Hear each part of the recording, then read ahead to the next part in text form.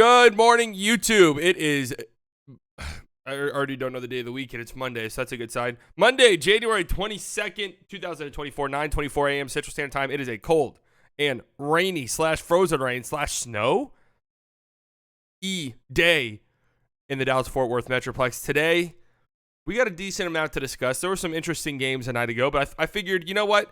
This upcoming Thursday, we will be finding out who is going to start the NBA All-Star Game. A week from Thursday, we'll be finding out who the reserves are. So I figured, you know what? Let's go ahead and get this done. Let me get my All-Star ballot out there. We can discuss it as one big happy family. I did kind of throw this together last minute, so I'm all for making some changes. If I'm going to participate with the chat on this one.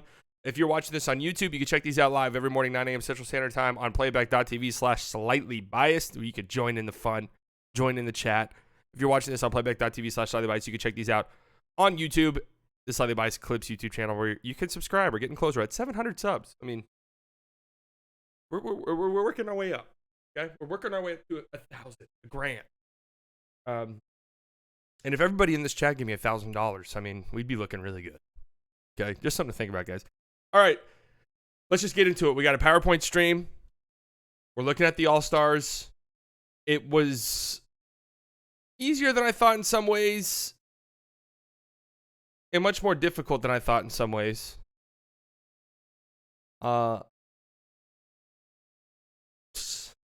It's tough. It really is tough. Now, I want to say there might be some notable omissions on here. I went 30 games. If you didn't play 30 games, I pretty much drew the line there. I just feel like that was fair, a fair little cutoff right there. Like, for example, I think Kyrie has a real rock-solid all-star argument. Problem is he's missed so much time. He missed an entire month pretty much.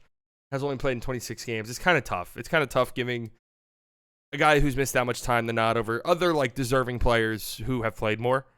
So, a guy like Kyrie Irving doesn't make the list. I think Jimmy Butler also is under 30 games. So, just something to think about as we move forward. Jamal Murray has just played 30 games, and I don't think Jamal Murray is really worthy of an all-star selection either way. But that's also something to keep in mind as we move forward here with this list. Jimmy Butler under 30 games. So, just something to think about. Just something to think about, all right? Okay. So just there's 12 teams, 12 players on each team.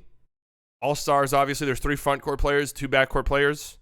They haven't gone away from that. And the reserves are also 3 front court players, 2 back court players, and then 2 wild cards, which made things actually kind of difficult, especially in the East, where I felt like most of the strong candidates were guards. It might have had to bend the rules a little bit here, which I don't even know is possible. I'll have to look at the all-star voting things. Like, is Jaylen Brown a front court player or a back court player on the ballots?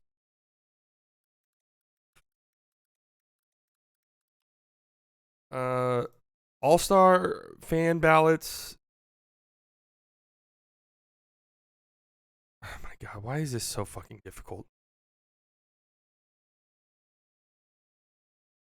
All right, either way, I put him as a front court guy, so just keep that in mind as we move forward. Let's get into it with the Western Conference starters. Backcourt's incredibly easy here. Front court, it's up. I'm open for discussion. As to who the starters in the All-Star game is going to be in the West in the front court. Obviously, there's no real debate. Oh, where am I going to put my little head here? We'll just put it over here. We'll just put it back over here. You know who that is right there. No real debate when it comes to the backcourt. It's got to be Shai Gilgeous-Alexander, and it has to be Luka Doncic. There's literally no debate at all. Like, Steph Curry is closer to missing the All-Star game entirely, in my opinion, than he is being a starter, and I think that's going to be how it is reflected. Kind of crazy, man, that Steph Curry, who is one of the most popular players in basketball, obviously, is not even going to be a starter. In fact, you could, there's a world where, like, LeBron might not be a starter. I really highly doubt it, but there is a world. I think they said on the Hoop Collective today that it was 20 years in a row of LeBron starting an All-Star game. That's fucking insane. That is absolutely insane. But Luka's at 33.5 points a game this year. Shai's at 31.1.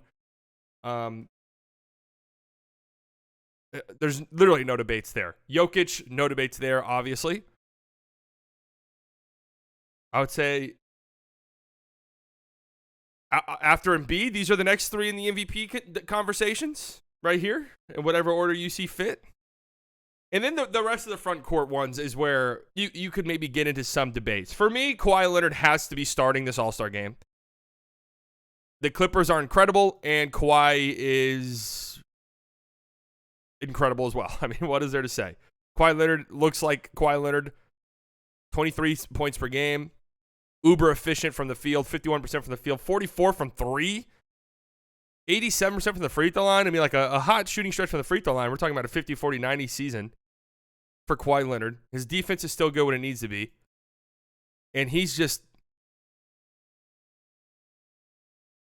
been fucking unbelievable. And then I did go with LeBron as the next starter. To me, Kawhi is non-negotiable. He's got to be a starter. LeBron is the one spot where I'm like, okay, we can maybe swap some guys out. We can maybe swap some guys out for LeBron. But then I thought about it more, and I'm like, you know what? It's LeBron James. It's LeBron James, 39 years old. What is it, year 21, year 22 in the league? Sorry, LeBron's the starter. Like, let's get serious. It's the All-Star game. LeBron's starting, okay? Anyone else who would be on the spot's going to make it anyways. We need LeBron in the starting five. So to me, yes, like Kevin Durant's got a good... Kevin Durant is the guy who you would replace LeBron with. But outside of that, Anthony Davis has a solid case as well. But outside of that, I feel like these four are rock solid in my mind. Like for me, I'm not getting persuaded out of these four. And then LeBron, okay, maybe we can have a conversation. But those are also the top 5 players in the West in EPM. Well, there you go. There you go. Even the nerd stats agree with me. Okay? Those are the Western Conference starters. It really, like, to me, it's the reserves where things get spicy. The starters, whatever. The East starters, to me, it felt really easy. Felt really easy in the East. I mean, the back of the front court, there's no conversations. Giannis, Embiid, and Tatum. I mean, nobody else really has even remotely close to an argument.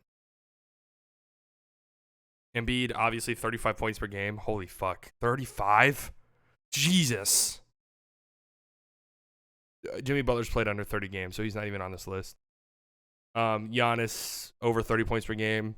And Tatum, you know, if there was another guy who is having a really, really strong season, maybe, but the Celtics are incredible. Tatum's their best player. Like, let's get serious. Let's put the hating aside. Right? Is there piss all over the floor sometimes with him? Yes, of course. But they are the best team in the league. And let's not forget, you know, Tatum tries really hard in the All-Star game. And you do need that. You need somebody who's going to legit try to make the game somewhat fun. Halliburton is non-negotiable. Obviously, he's going to be a starter in the All-Star game, and he deserves it. Has been, statistically, I think EPM, he's been the best offensive player in the league this season. And he's averaging an absurd 23 points per game to go along with, why can I not see assists? To go along with 12.6 assists per game. Crazy. On top of being uber efficient. Nearly 50% from the field, 40% from three, 86% from the free throw line. I mean, just an offensive machine. Tyrese Halliburton is really, really bad defensive player. Really bad defense. But hey, it's the All-Star game. It doesn't matter. And then I went with Brunson as my other guard. I went with Brunson as my other guard. A lot of different directions you can go here as the last guard. A lot of different directions you can go with. For me, I went with Brunson. He's just been incredible this season.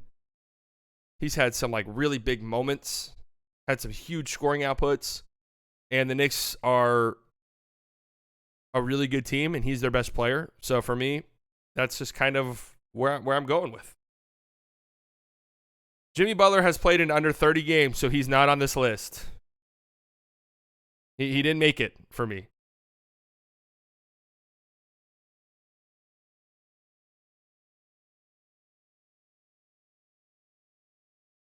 So you put JB above Trey because of the records. Yes, basically. And I think Brunson's been really damn good. I mean, this feels fine to me. These four non-negotiable. The last guard spot in the East, obviously, a lot of different directions. You can go like, there's like 4 or 5 guys you can make an argument for. You can make an argument for Trey. You can make an argument for Dame, even though I would push back pretty hard against it. Donovan Mitchell, you can make a pretty strong argument for.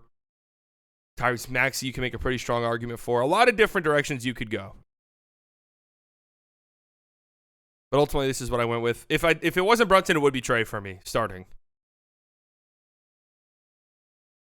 The East is really weird because even in the reserves, it's like pretty much all backcourt players, in my opinion. Like the front court feels really weak. Trying to just pick somebody out from the front court in the East is kind of difficult.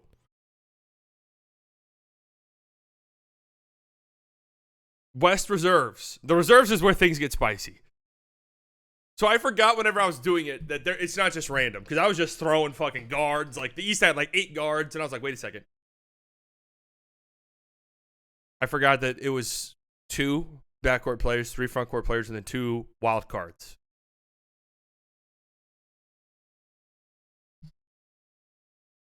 So in the Western Conference, some tough omissions, not for me. Not really for me, but there's going to be some tough omissions for some people who think that, some players deserve it.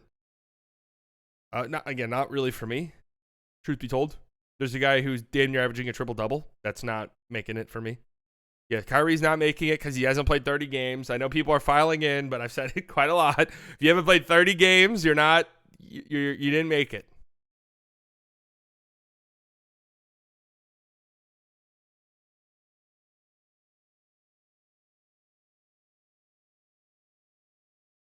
Yeah, Kyrie's not going to make it. Like he's just not. He's missed too many games. All right, West reserves. Kevin Durant, obviously. No questions about it. Steph hasn't had the strongest of seasons. Especially by Steph standards. And look, there's some guards that got left off this list that have strong arguments, man. However, it's Stephen Curry. Like, 1, he's going to make the All-Star game. And 2, I mean, come on. It's Stephen Curry. Oh, I'm just not realizing you guys can't see who's down here. Jamal Murray, he's played 30 games, but like who are you putting him over?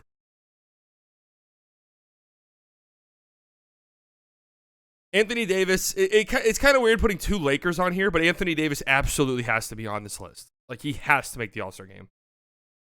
He's been incredible. Defensively, he's been unbelievable. He's playing some of the best basketball of his career. He has to be an All-Star. And it's weird getting 2 All-Stars for the Lakers. Some people have pushed back on that, but it just is what it is, man. They both deserve it.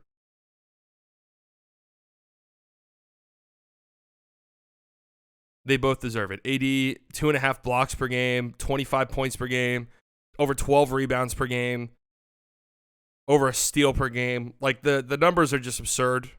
He has to be on this list. Paul George. Paul George has been incredible, man. I struggle to find a world in which Paul George does not deserve to be an All-Star this year. 23.5 points per game, absurd efficiency, close to being a 50, 40, 90 guy, one of the best catch and shoot players in the league, still one of the best isolation players in the league. The Clippers are incredible. I think 2 All-Stars for them makes a lot of sense for me. There's even a case for Harden, like a pretty decent case for James Harden to make the All-Star game this year. But I really kind of doubt he will. But to me, Paul George has to be an All-Star. Devin Booker as well.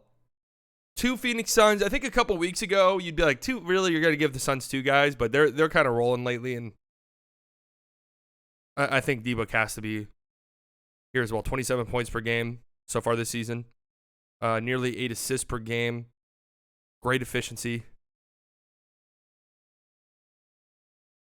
I don't think there's too much in the way of arguing against Devin Booker being an all-star. Now, this is where it gets interesting here. I went with Markkanen. I think he's been really good this season. The Jazz are obviously kind of surging as of late. Markkanen 65% true shooting, nearly 40% from three.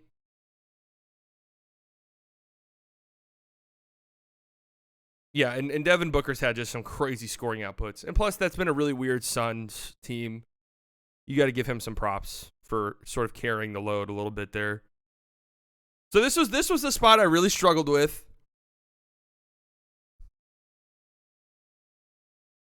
Markkanen is at 24 points per game, nearly 9 rebounds. Again, 40% from three on 8 attempts a game.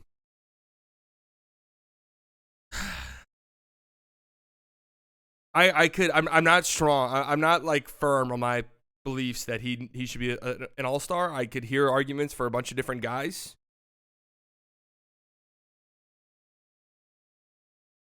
Is Paul George considered a guard? I'm trying to think about what. Surely not, right? He's a front court guy. He's a forward. So we already have our forward requirements in AD, KD, and PG. So this could go a bunch of different directions here for Markkanen. I get a Şengün. I could hear an argument. Hey, what about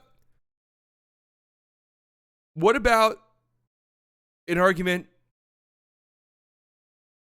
for Mr. Victor Wembanyama?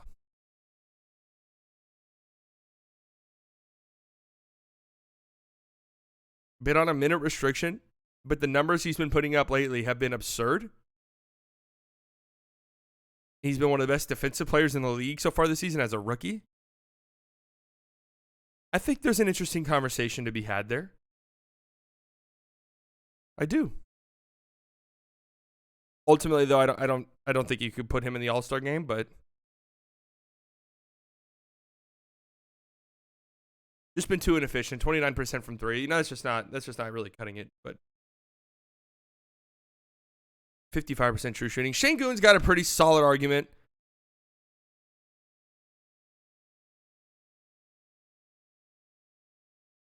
Şengün's got a pretty solid argument. You could replace him, Markkanen with him, and I wouldn't really care. Chet's got an outside case as well. I'm leaning with Markkanen. I don't know. I think he's been really good. I really like his game. I really just like what he brings to the table as a 7-foot, super athletic guy who can shoot threes and do a bunch of different things for you. And doesn't necessarily need the ball in his hands, really.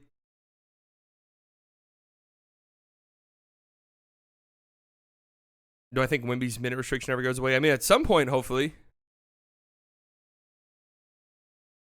Hopefully at some point. Desmond Bane has, a case. He's had a really solid season. So the notable omissions here, Sabonis is damn near averaging a triple-double. I think he's at 8 assists per game, racking up triple-doubles. You guys know how I feel. You guys know how I feel about him. I mean, I'm not getting too deep into it. He's at 20 points per game, over 12.5 rebounds per game, leading the league in rebounds, I think. 8 assists. He's been great. But at the end of the day, I can't get there. Fox, I thought was a lock for the All-Star game earlier in the season. He's really fallen off as of late. I don't know if he's dealing with an injury or what. I mean, he's at 28 points per game, but the production has fallen off of a cliff lately. No Pelicans guys. It's tough. They're so up and down and so inconsistent. It's one guy one night, one guy the next night. Who are you putting in the All-Star game from them realistically? And then you have to get a Timberwolf player in there. They're the 1 seed in the West, and I think Anthony Edwards is deserving of it. He's had some highs and lows, but he is at 26 points per game. He is one of the most exciting players in the league to watch.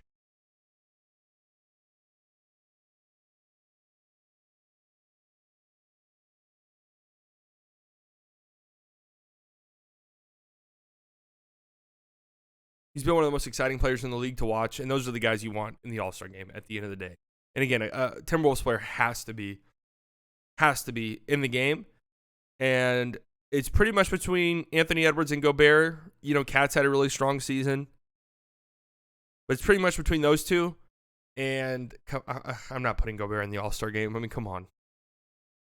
Nothing against Gobert, but the All-Star game is, you know, go out there, run around, throw lobs, shoot half-court threes.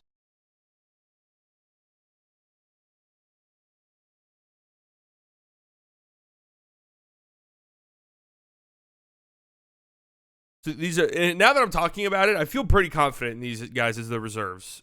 Markkanen is the one I could be swayed. Everyone else, I'm like, no, they need to be All-Star. Everyone else, in my opinion, needs to be an All-Star. Substitute whoever for Markkanen would be the one, but even then, I think Markkanen's been really damn good. All right, East reserves. This is where things get really weird.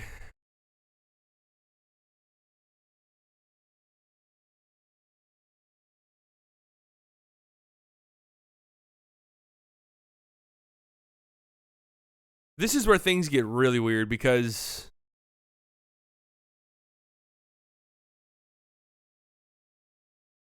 it's basically, it's like basically guards. I mean, it's like so many guards in the East.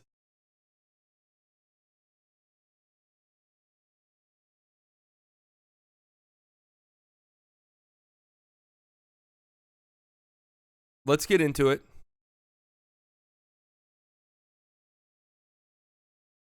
So again, the guards. I got 4 guards, and you can make an argument for more. Donovan Mitchell has to be an All-Star, obviously. Just barely cracks that 30-game threshold I made up in my brain. But Donovan Mitchell has to. And Donovan Mitchell's got a really strong argument for being a starter. Nearly 28 points per game. Solid efficiency and has been really good for the Cavs. And really kind of pulled them out of the mud at times, considering all of the injuries they've been dealing with. Tyrese Maxey, I think, has to be, right? 26 points per game. Probably going to win Most Improved Player, if I had to guess. I don't know what those odds are looking like now. But uber efficient, nearly 7 assists. The Sixers are really good. You know, he's played really well without Embiid at times, even though they've kind of struggled without him. But, I mean, Maxey has to be here. Dame also has to be here.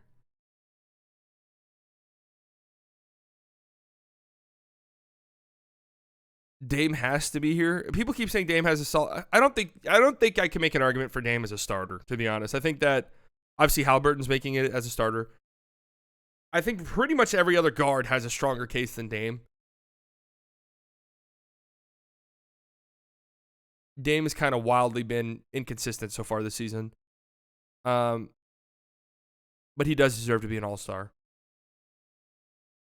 Trae Young, 1,000% deserves to be an All-Star as well, just averaging crazy numbers. 27 points per game, nearly 11 assists per game. The Hawks are just horrible. But Trae Young, 1,000,000% deserves to be in the All-Star game. And then it gets weird. Like, from there on out, it gets weird. You have to have 3 front court guys. And that's where it gets difficult. That is where it gets difficult. I went with Jaylen Brown. I'm just assuming they have him listed as a forward. So I went with Jaylen Brown. The Celtics, I think, are more than deserving of having 2 All-Stars. You can make a case for Porzingis. But ultimately, I think Jaylen Brown deserves a nod. Nearly 23 points per game. He's had some like really big moments. And he's had, you know, it's Jaylen Brown. He's wildly inconsistent, but he's had some like really big moments in scoring barrages. They're counting Brown as a guard. Are they really? Well, if Jaylen Brown's listed as a guard, then I really don't know. That actually changes quite a bit. I don't think he can make the All-Star game then. Does he have an argument? Like, who would you argue him over? Maxey, maybe?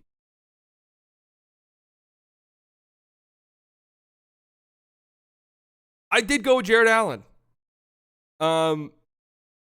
I know it's positionless, but I figured you kind of need another center there. And what Jared Allen has done over the past like month or so, with all of the injuries the Cavs are dealing with, what Jared Allen has done over the last month is pretty remarkable. And I did not think there was a world in which he would make the All-Star game again. But he's got a really solid case. Do I think he'll make it? No, I don't. I don't think Jared Allen makes it. Oh, Bam Adebayo. I'm not going to lie to you guys. You guys know Bam's one of my favorite players. I actually totally fucking forgot about him. Again, I threw this together sort of last minute. Yeah, Bam. Yeah, it's going to be pretty hard to leave off Bam. And then I did go with Scotty. Scotty, I'm iffy on. In the month of December, Jared Allen, 15 points per game, 11 rebounds per game, 68% true shooting. In 8 games in January, 16.5 points per game, nearly 14 rebounds per game, well over a block a game, 69% true shooting, with a huge plus-minus. NBA lists Jaylen Brown as a guard and a forward. Okay, well then Jaylen Brown's making it for sure. And so I did go with Scotty. I think he's just a really good player and a really fun player to watch. All three of these guys, I'm iffy on. You can make arguments for guys. You could definitely make an argument for Paolo, for sure. He was just on the outside looking in for me. Bam obviously has a great case, and if I had to guess, Bam probably makes it. But Bam's also been a little up and down this season.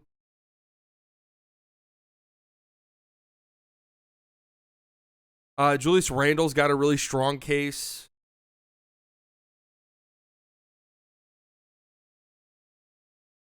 Jimmy obviously hasn't played enough games for me, as I mentioned earlier.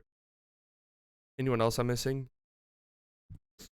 I've seen Nets fans. I was looking at the Nets subreddit, and they're like, man, Mikal Bridges doesn't deserve this all-star buzz. And I was thinking, like, does Mikal Bridges have all-star buzz? I didn't know. I didn't know that was a thing. Obviously, you got DeMar, too. I don't think DeMar really deserves it. But just historically, DeMar's been in the All-Star game a bunch. So, the reserves for the East is rough.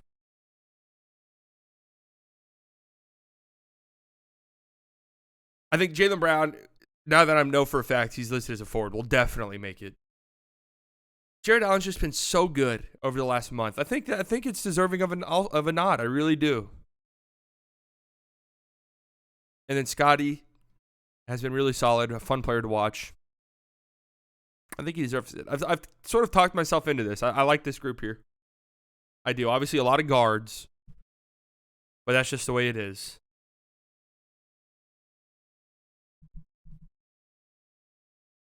That's just the way it goes in the East. All right, so let's recap. My Western Conference starters: Luka, Shea, Jokic, Kawhi, LeBron. Feel pretty good about that. If you want KD in for LeBron, all right, whatever. East starters: Haliburton, Brunson, Giannis, Embiid, Tatum. Feel pretty good about this. If you want to substitute one of the other guards in for Brunson, okay. Won't push back really. But in my opinion, Brunson is the guy. All these other four are obviously the choices. Reserves, KD obviously is going to make it. Steph, you can make arguments, but Steph's going to make it. AD, I think, deserves it. Weird to have two Lakers, but it just is what it is. Paul George has been incredible. He deserves it, in my opinion. D-Book has been great. Markkanen is where you could maybe put some other guys. I think Markkanen's been great. The Jazz are a really fun team to watch. They've been red hot over the last month and a half or so, and Markkanen is a huge reason for that. And then Anthony Edwards. Also been really good. Timberwolves are the 1 seed.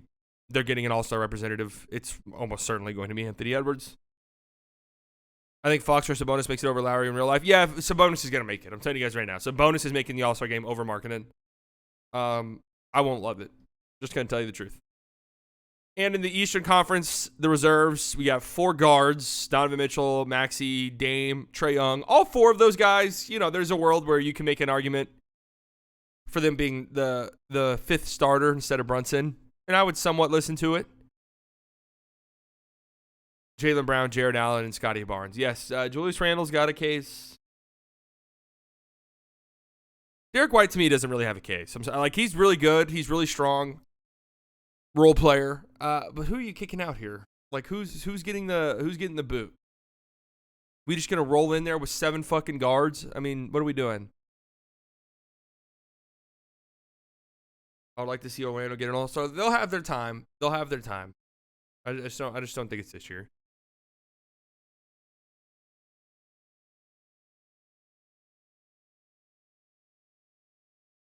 I just don't think it's the year.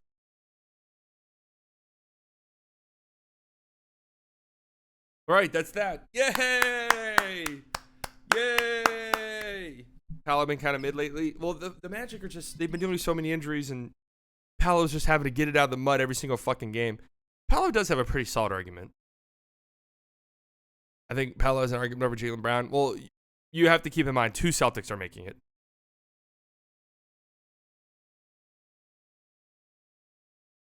When your team is that good, I think you do deserve 2 guys, and Jaylen Brown's been really good.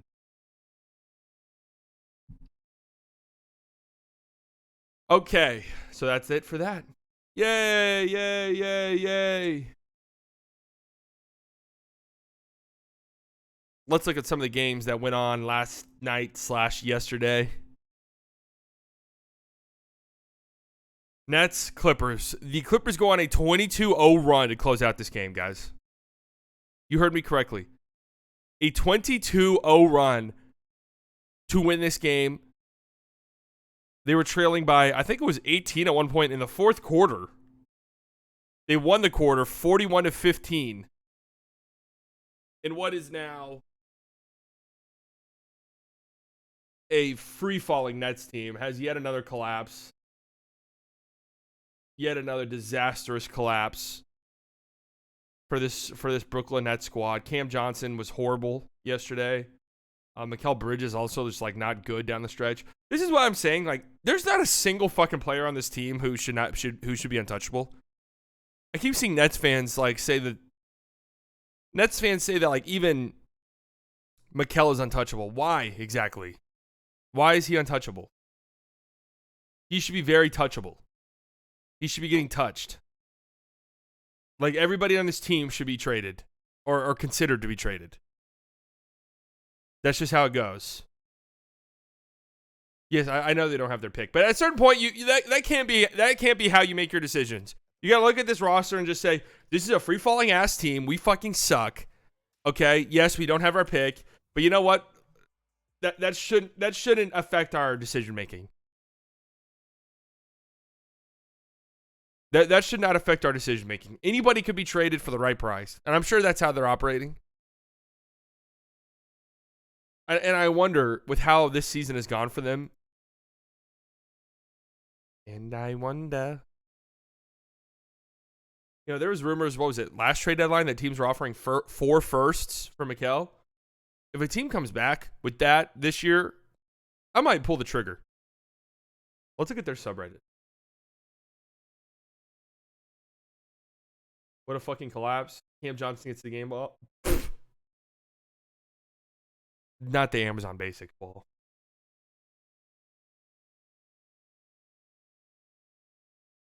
Not the Amazon Basics ball.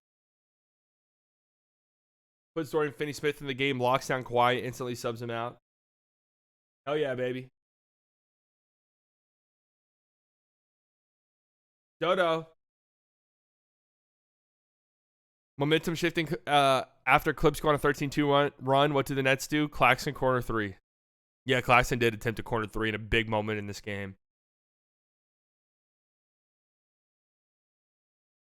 So do the Nets have 0 untouchables? Then they should. Teams like these should have 0 untouchables. It's different for like bad young teams, right? I think if you're a team like the Pistons, you don't really have an untouchable either. But like, I don't know, the Blazers, maybe Scoot's untouchable. Not that he's been great. Maybe Shaden Sharp's untouchable, in the sense that, you know, there's not really going to be a realistic trade package that makes sense for us. For the Spurs, they're a terrible team. Wembanyama is obviously untouchable. He's untouchable. The Nets don't have a single guy like that. They don't have a single young player with a huge projected upside. They should have 0 untouchables.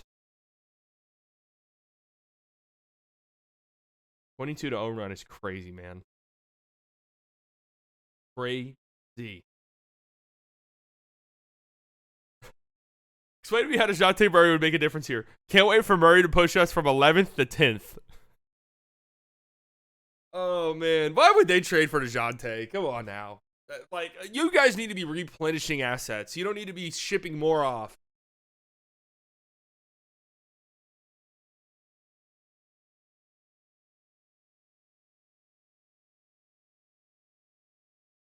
Again, so much like as long as they don't trade Mikal, why?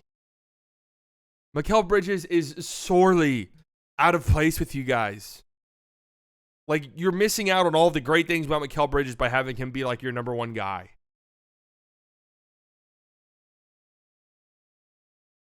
I mean, this run, at the end of this Clippers run, they were just bombing threes. And the place was going crazy. The bench was going crazy.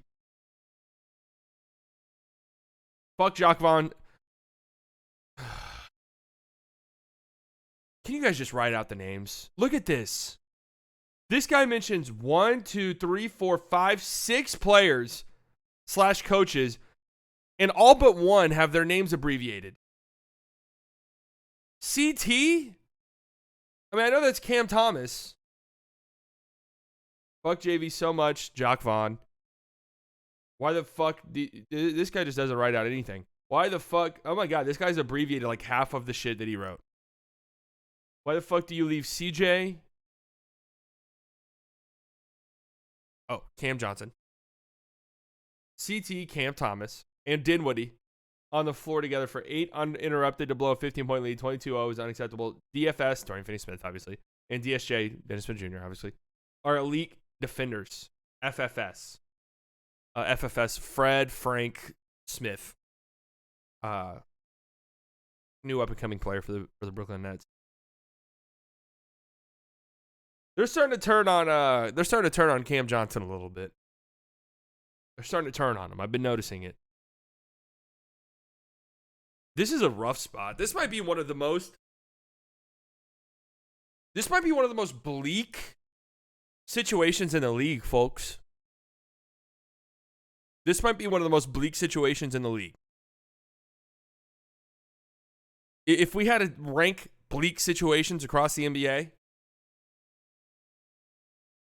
I would put the Wizards there just because they're so terrible and they don't have a young player that really jumps out at you. Although Bilal Coulibaly's done some interesting things here and there. Pistons, it's hard to be 44-38 and not be bleak. But like looking around, the Raptors made their trade. Scotty Barnes looks great. That's fun and exciting. The Trailblazers do have some young, fun, exciting players. The Spurs have Wemby. The Wizards are in the midst of their rebuild and have their picks. The Hornets, they fucking suck. But again, Brandon Miller's looked good at times, and they have LaMelo Ball. Pistons, at least you can say they have Cade, who's looked really good at times, and Ivy's had some moments here and there.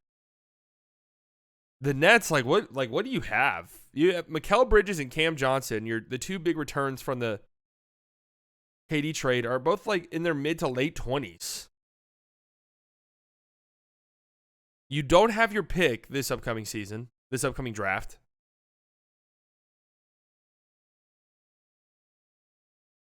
The Nets do have the Suns picks. But it's not like it's not like you control your own destiny. Like, you can't be like, all right, we need a hard reset here. Let's tank out. Let's get some young talent. You can't even fucking do that.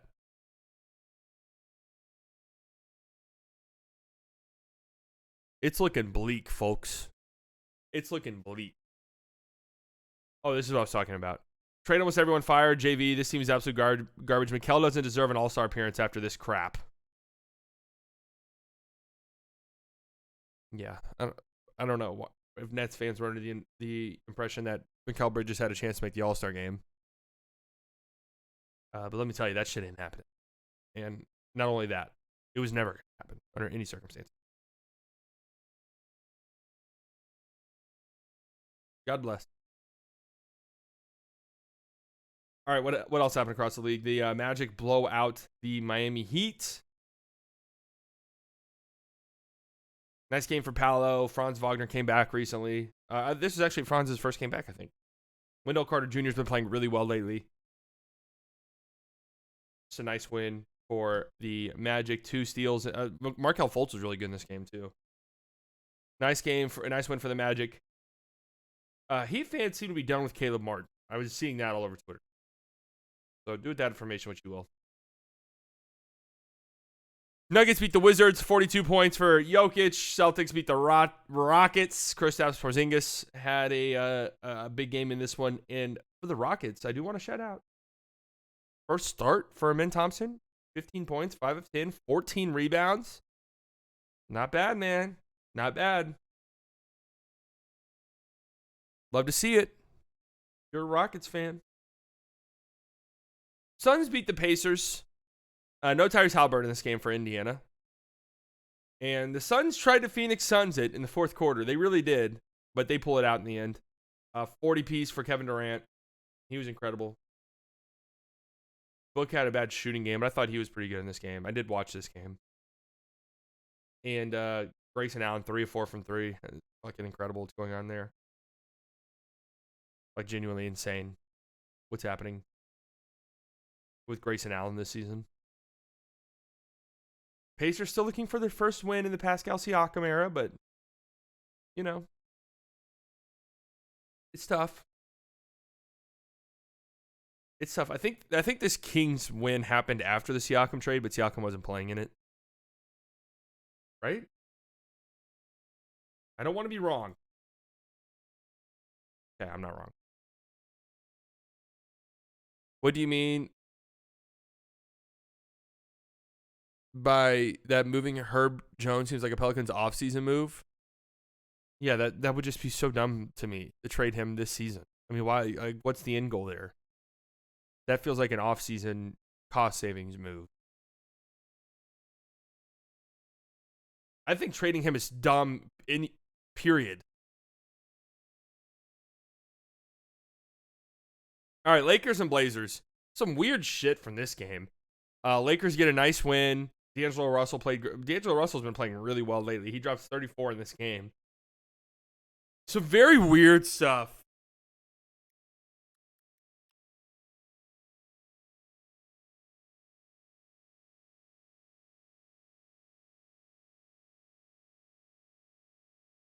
D'Lo on the bench. I mean, clearly in tears, right? Soaking it all in, it looks like.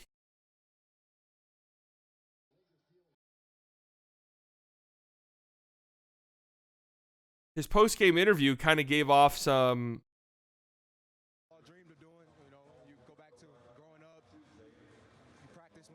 Try things in your backyard. Never thought you'd actually be able to get the chance to do it. Never thought I'd be able to throw a bounce pass live to LeBron James in the game. So things like that just keeps you young, keep you enjoying the game. It's just fun. So a lot of Lakers fans are speculating as to whether or not there's kind of a trade that's sort of been agreed upon or something. Now, if I had to guess, I don't think the Lakers fans are being dramatic. This was a little bit weird. If I had to guess, I would say, I mean, these guys aren't fucking idiots. They know what's going on. I'm sure their agents have talked to them and said, hey, just being honest, like, your name is being thrown around in quite a bit of trades. Like, the Lakers are looking to make a move, and you're probably going to be on the move at some point in the coming weeks. And so, you know, D'Angelo Russell, I'm sure he wants to play for the Lakers and is just operating under the belief that any given game could be his last one, which is true. It could be. It's got to be a weird feeling, right? It's got to be a weird feeling. Never knowing which game will be your last for the team you're playing for, especially if it's like the Lakers and you really want to play there and you really want to play with LeBron.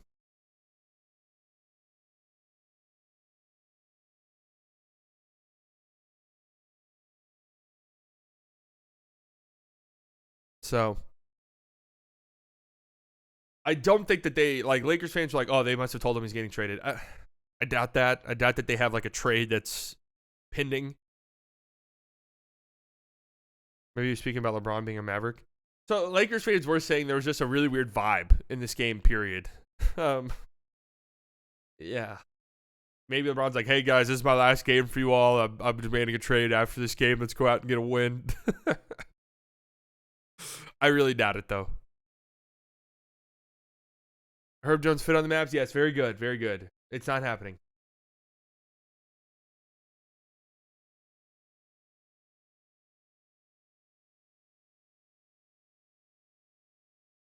Yeah, I agree with this guy.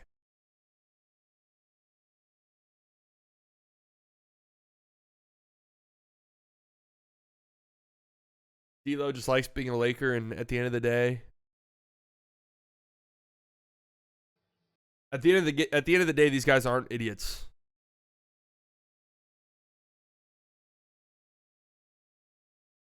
What do you think of this? At the end of the day, it's a crazy to say I'd rather have J-Dub than Edwards. A super efficient scoring wing who can play make is a lot rarer and more valuable than a prototypical high volume scoring guard.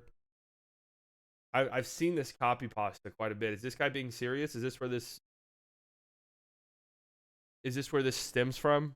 I've seen this tweet all over my timeline, but replacing, like, I saw, would I be crazy to say I'd rather have Josh Green than Anthony Edwards? Is this for the original one?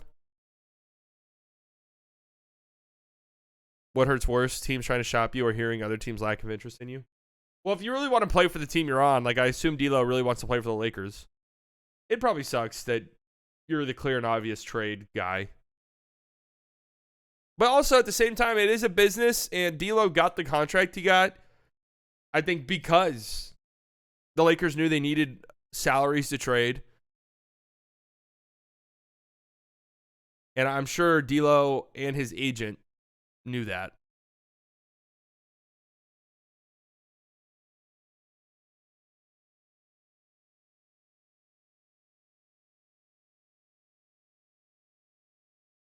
What do I think of this? Would I rather have J-Dub than Edwards? No, I would not. Also, it's kind of weird. It's not like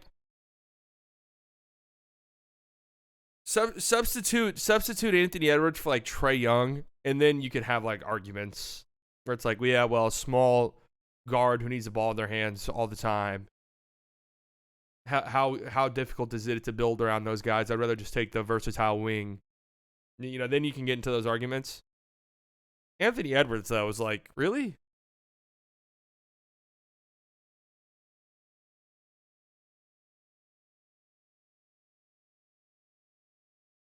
If in the offseason the Pelicans decide to free cap space and trade Herb, what would you give up?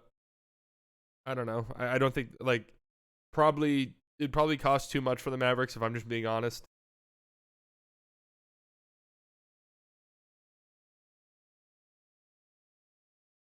It's probably too much for the Mavs, if I had to guess.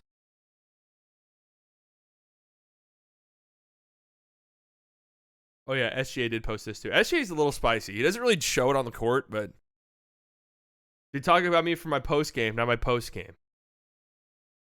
Pretty clever. Obviously, I'm pretty sure this is in reference to Anthony Edwards taking some shots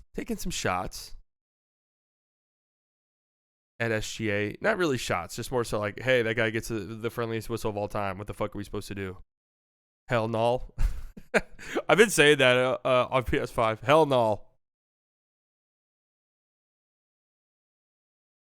He complains about SGA's whistle. He had a comment after the Timberwolves Thunder game a couple nights ago where he said, it's hard to defend. It's hard to defend SGA when he has a whistle like that. It was something like that, along those lines. Hell no, can't do this.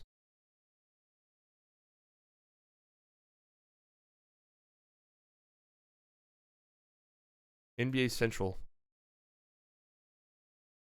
Atlanta wants to find a third team to take on D'Angelo Russell in order to complete a DeJounte Murray trade with the Lakers. It's centered around D'Angelo Russell. a 20 a 2029 first round draft pick and a pick swap, I'm told. The holdup was that Atlanta wanted to find a third team for D'Angelo Russell.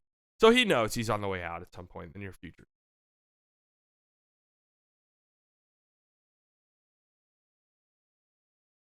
I wonder what that team's going to be.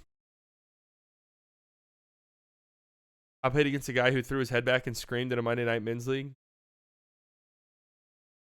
I can fortunately say in my time playing rec league basketball, I haven't come across too many floppers.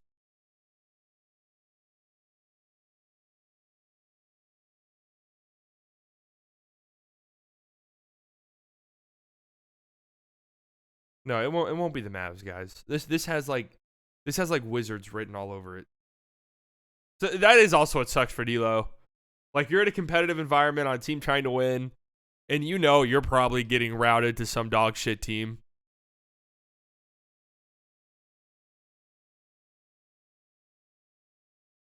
Poole and D'Lo reunion. Yeah, I forgot about that. Yes.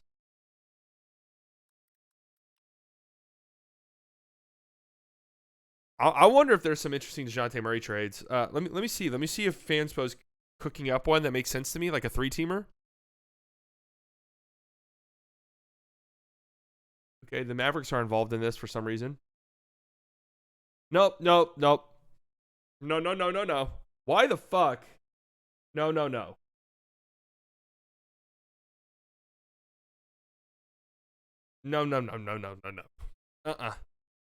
No circumstances.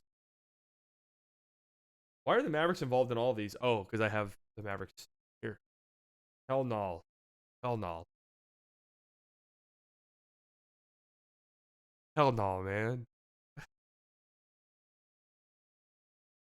Oh, the Lakers get Zach LaVine and DeJounte Murray. The Hawks get D'Lo, Jalen Hood-Schifino, and 1 first. And the Bulls get Rui, Austin Reeves, Gabe Vincent. So if I'm the Hawks, I'm like, wait, why are the Bulls getting a better return than us? If I'm the Hawks, I'm saying, hell no. I want Rui and Reeves.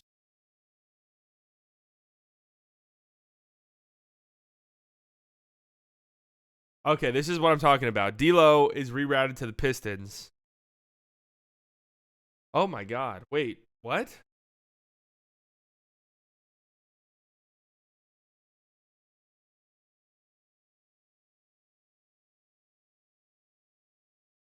Wait, what? Wait, hold on a second. So the Pistons are trading Jaden Ivey for D'Angelo Russell and Jackson Hayes.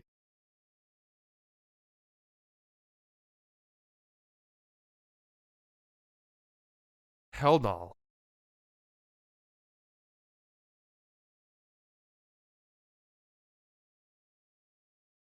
D'Lo gets rerouted to the Raptors. Lakers get Bogdan, DeJounte, and Sadiq Bey. The Hawks get Bruce Brown, Rui, a first. And the Raptors get D'Lo and Hood-Schifino. Why are the Raptors doing this?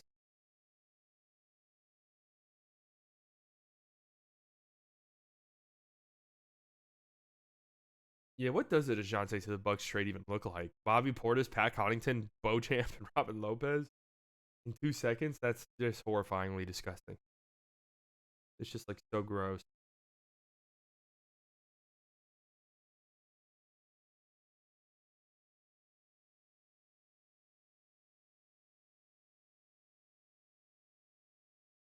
Let me cook. Let me cook. The Wizards have openly said, hey, we want to help out. Like, trade us some shit contracts.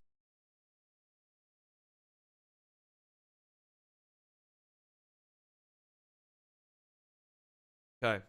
DeJounte to the Lakers. Let's go. Jalen Hood-Schifino to the Wizards.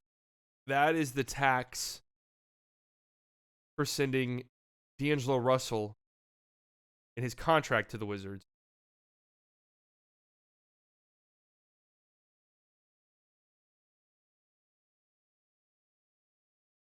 This one's actually tough to make happen. Could the Hawks get Kuzma in a deal like this? Wait, hold on. Could the Hawks end up with Kyle Kuzma in a trade like this?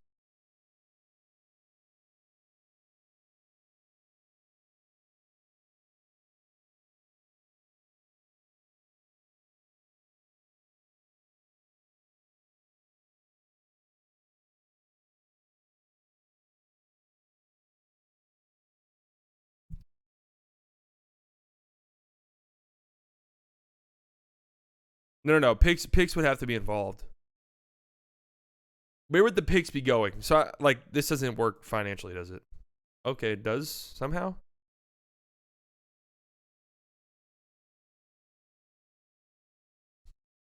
Who's getting the picks in this scenario? The Lakers got to be sending picks.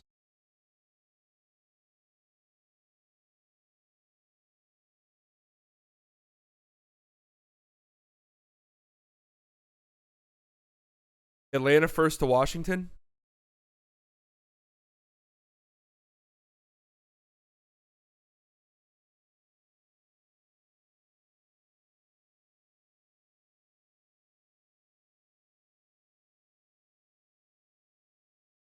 Are we sure?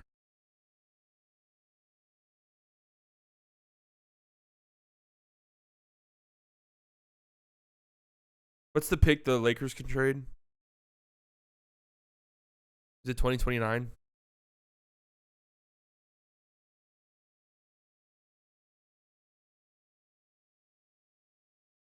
Hawks.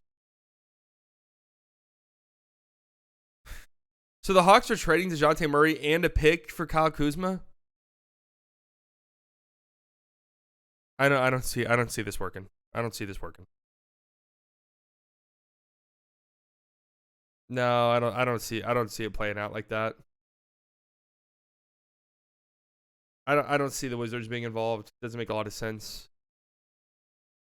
Is there any team in the league that has cap space to just absorb a contract? The Spurs were like this last year around the trade deadline, where they had like cap space.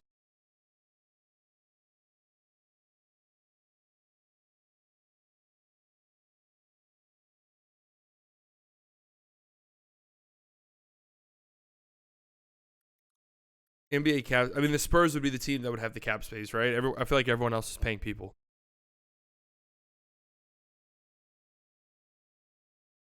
The Pistons have the most money to spend, and they have $890,000.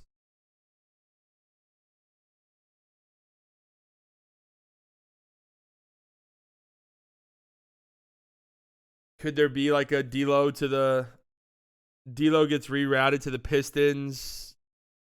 I don't even see that.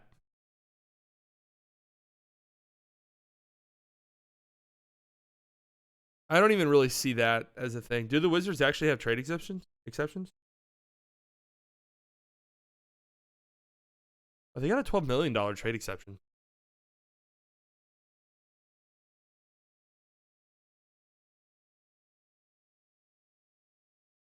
D'Lo has to go to a buyer, not a seller.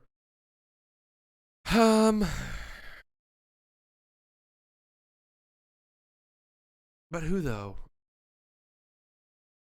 Could maybe see Toronto wanting another guard.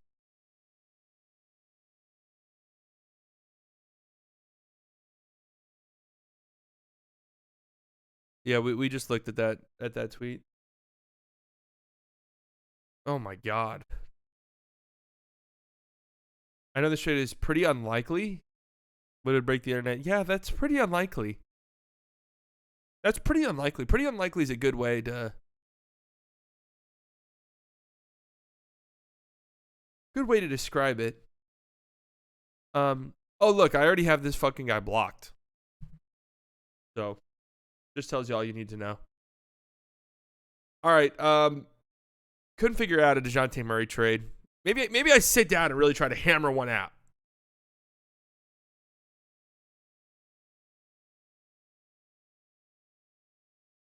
If you guys are watching this on YouTube, you can check these out live every morning, 9 a.m. Central Standard Time. If you're viewing this over on playback.tv/SlightlyBiased, you can check these out on the Slightly Biased Clips channel.